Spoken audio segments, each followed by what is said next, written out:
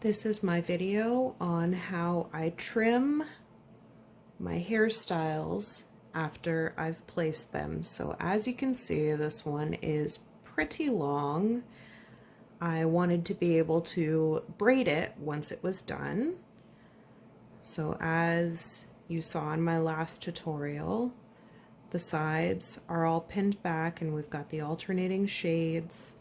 So once it's all braided together, then it's going to blend very nicely. But this is quite a bit long and it's pretty uneven at the ends. Even if I do braid it, it's not going to look too nice on the ends. So what I like to do to trim it is I take the top section up, so it's exposing that satin stitching through the bottom that gives it the fullness, and I want it to come to just about the bottom of my hoop.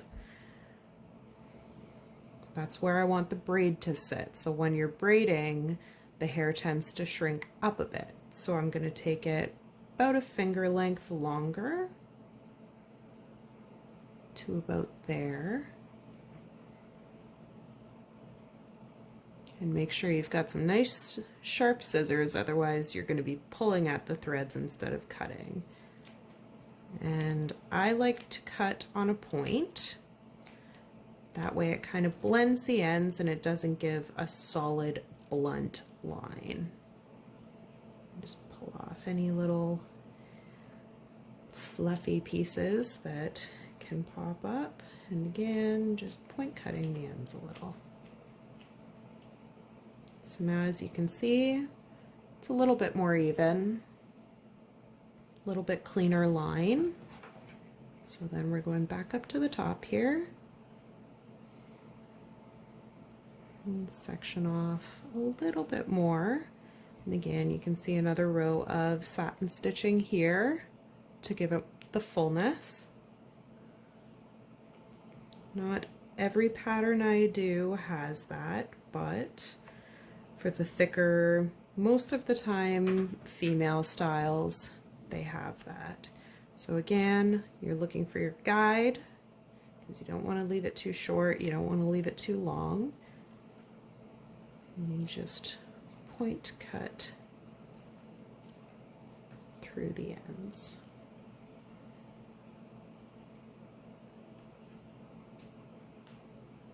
If you've got to straighten it all back out again and then bring it back to cut, you don't have to try to do it all in one pass. It's better to take a little extra time so you know it's all even. And that's what we've got so far. So our last section is the top.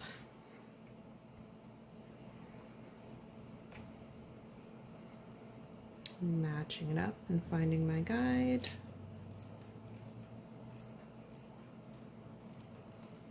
I like to hold on to the ends as I'm cutting just so I don't end up with all the little stray strands all over the place. Okay. So now we've got more of an even line here. This will look a lot nicer once it's braided. And we're just going to do a simple braid here. So you want to section it off into 3 pieces and over and under.